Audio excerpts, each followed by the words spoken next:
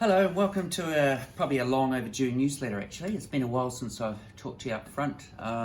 Lots of late nights and early mornings, but I've survived and we've been opened from about July. Been through a hell of a lot of film festivals and we'll only continue to go through heaps more too. And one of them coming up is one called Terrify, which is 12, 13 horror and sci-fi films which is earmarked for November over the one course of a weekend actually. And you can buy these badges, which you can just bring in and you get every film for $10. I think they're about $100, but gee, they're all New Zealand premieres, can't wait. So about November, sort of towards the end of November. Other things on the horizon, Horizon, next week we have Judy Garland and Renee Zellweger. I know it was recently in Melbourne a few days ago at the gorgeous Capitol Theatre in Swanston Street, Melbourne, one of my favourite picture palaces.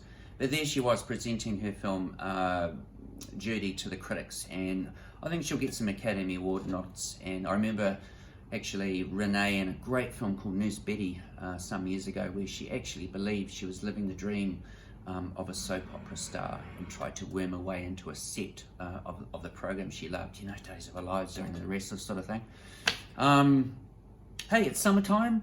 We've got some great films coming up, and first of all, I'm going to grab this camera and I'm going to show you the view out of the bar window here at the Lumiere. So let me grab that die and I'm going to switch the camera around. I mean, look at that. Isn't that gorgeous? I love this. I love the flow of water. You can just see the fountain over there. Oops, there we are, and a bike going by. I spent a lot of time in the bar. There you go. Isn't that gorgeous? Beautiful. And you can hear the bellbirds singing from across the road as well. Oh, another tourist bus. Anyway, I'll give you the camera back. There you go, Di. Grab it, love. Oops, hang on. There we go. Yeah, so, yes.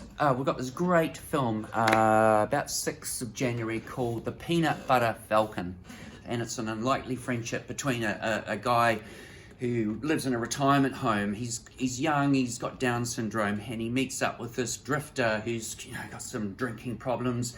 And before you know it, they form this unlikely friendship and go on this sort of Mark Twain adventure down in the deep south in America. It's kind of definitely got that Mark Twain vibe, and you could even say, Taika Waititi's Hunt for the Wilder People too.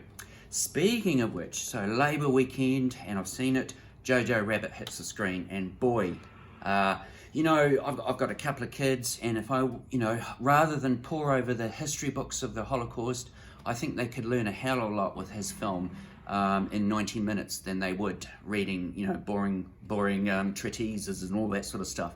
So it's a surprisingly endearing film. It's got it all: black comedy. There's lots of satire in it, but it's also very touching. It's a hard film to sort of compartmentalize. I wouldn't call it just a satire, but I think it's for all ages. And for me, it was, totally surprising and an unusual film. It really could have sunk his career, but I think he's had the balls to do it, and good on him. What else? We've got a British Film Festival coming up in November, so that's about 2 weeks. Crammed full of about 14 films. One of them is called, we're actually repeating Mike Leigh's Peterloo, The Battle of Peterloo, which is about a couple of 100 years old now. I think the anniversary was just a few weeks ago. Hey, that's enough waffle from me. See you next time in a fortnight, and see you at the front row of the movies.